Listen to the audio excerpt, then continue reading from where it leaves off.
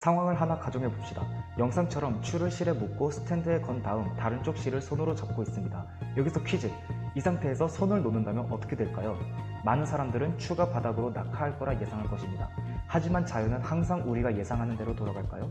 여러분들의 생각이 맞는지 확인을 해봅시다. 이럴 수가! 추가 떨어지다가 중간에 멈췄습니다. 도대체 어떻게 된 일일까요? 영상을 전체적으로 다시 보겠습니다. 원인은 실의 반대쪽의 물체였네요. 회전 운동을 통하여 실을 꼬아줘서 추가 낙하하지 못한 것 같습니다. 우리는 이것을 루핑 펜듈럼이라고 부릅니다. 이런 현상이 발생하는 이유가 뭘까요?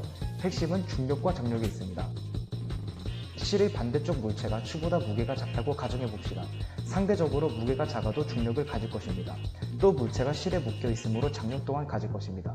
여기서 중요한 점, 손으로 잡고 있는 경우는 운동을 하기 전의 정지 상황입니다. 추가 정지해 있으므로 이 상태에서 추의 무게와 줄의 장력은 동일할 것입니다. 앞서 추의 무게가 더 크다고 가정했으므로 반대쪽 물체 입장에서는 장력이 중력보다 더 셀 것입니다. 따라서 물체는 위로 솟아올라가 자연스럽게 회전을 하게 됩니다. 그렇게 추는 더 이상 아래로 내려가지 못하고 중간에 걸려 멈추게 됩니다. 따라서 중력과 장력을 적절하게 조절해주는 것이 실험을 성공적으로 할 수 있는 방법일 것입니다.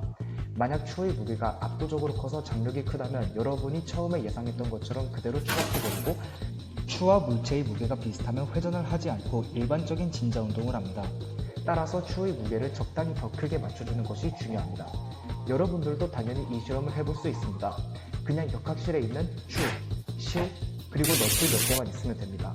한쪽 실에다 추를 묶어주고 반대쪽 실을 너트들의 구멍에 통과시키고 묶어주고 스탠드에 달아서 그대로 실험해주면 됩니다. 참 쉽죠? 저는 심심해서 이걸로 계속 실험을 해보다가 흥미로운 사실을 하나 발견했습니다. 영상을 보면 각도를 90도로 해준 상태에서 실험을 진행했을 때 반지름이 큰 것을 알 수 있고, 각도를 작게 했을 때는 반지름이 작은 것을 알 수 있습니다.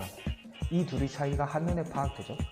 90도로 했을 때는 장력이 수평 방향으로 형성되는 반면, 각도를 작게 했을 때는 장력이 수직 성분이 꽤 큽니다.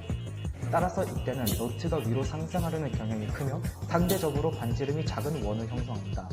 좀 더 확실하게 알아보기 위해 LED를 설치하고 어두운 방에서 실험을 해보았습니다.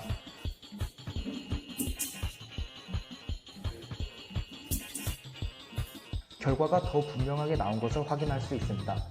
실험의 규모를 확대하고 싶어 최단 실에 있는 아령을 훔치고 빨랫줄과 연결시켜 같은 실험을 해보았습니다. 성공적이네요.